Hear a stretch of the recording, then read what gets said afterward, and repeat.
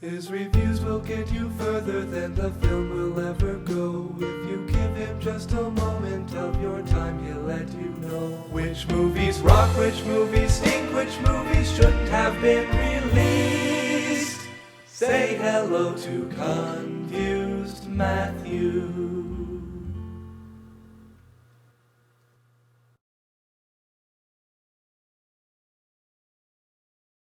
Iron Man was one of those movies that everyone, including myself, believed would be just another superhero movie designed to clean up on opening weekend and then be largely forgotten. While I liked the idea of someone being captured and having to build himself a big mech suit in order to break himself out, I was nonetheless pretty underwhelmed by all the trailers and wasn't expecting much.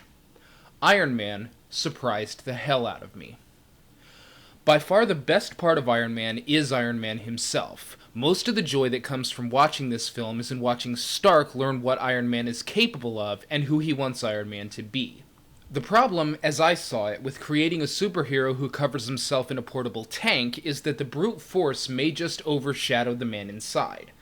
Thankfully, that is most definitely not the case in this film. Taking a page from Batman Begins, Iron Man focuses more on Tony's story than Iron Man's. There are certainly special effects bonanzas in the film, but the majority is spent with Tony stepping back from his own ego and learning what's really going on in the world. Actually, it might be more accurate to say that Tony learns how to use his ego for good instead of selfishness. The internal struggle and motivations made Iron Man a very enjoyable experience for me, which is lucky for the rest of the film because the external plot sucks my ass. The film opens with Tony being captured in Afghanistan and the antagonists trying to make him build a weapon for them. Once captured, he meets another prisoner who shares his horror stories with him and becomes the main catalyst for Tony becoming less selfish. Tony finds the terrorists with a wide assortment of weapons that his company manufactured, and his newfound friend forces him to rethink what his legacy will be in the face of this. If he makes it out alive, will he continue to allow weapons to fall into any and all hands, or will he do something to try and change it? Tony then builds a makeshift suit that functions just long enough to get him out, but unfortunately his friend is killed in the process. Once Tony escapes, he uses the basic model of the suit he built to build a much better and more stable one. Then he announces that his company will no longer manufacture weapons, which bothers his partner Obadiah a great deal. The remainder of the film mainly focuses on Tony building the Iron Man suit and simultaneously rebuilding himself as a person. This may seem like a simplistic premise, and truth be told, it actually is. But this is one of those films where the main character is actually so engaging that you almost don't mind the premise being thin, as Tony can carry the film with ease. If there's one thing the Pirates movie has taught us over the years, it's that characters with big personalities can go from endearing to annoying very quickly. A character like this needs to be played carefully. But thanks to a smart performance by Robert Downey Jr., Stark never wears out his welcome. Most likely because the character is written so sharply. The movie knows when to rein him in. It does an outstanding job of transitioning from funny to serious, and Stark is perfectly capable of taking on both roles. When he talks to his friends about wanting to make a difference in the world, I believe him.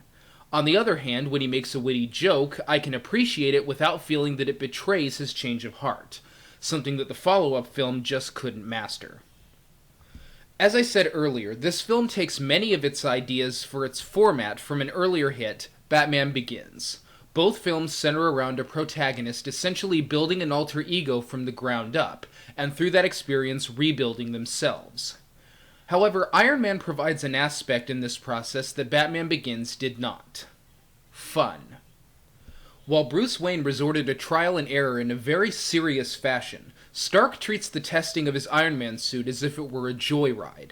You can imagine a car designer proceeding this way, seeing how much power but also how much fun can be had from his own creation. While Stark is having fun, we are too, but once again the film is able to present this without it becoming self-parody. It can give us the experience of a man in an armored flying suit having a good time without trivializing that experience. Again, something that the follow-up film just couldn't master. The supporting cast, sadly, is only half as good. Gwyneth Paltrow does a serviceable job as Pepper Potts, but never really rises above a basic love interest / foil for Tony Stark. Serviceable about sums her up for me. The character Obadiah also could have been done better, but instead only serves to move the plot along most of the time. Ironically, the supporting characters with the most personality turn out to be Tony's robotic helpers. The disembodied Jarvis provides a few insights and laughs, and his mechanical helpers in his lab exude personalities of their own. He almost seems to regard the machines he surrounds himself with as friends, sometimes even more so than his real ones.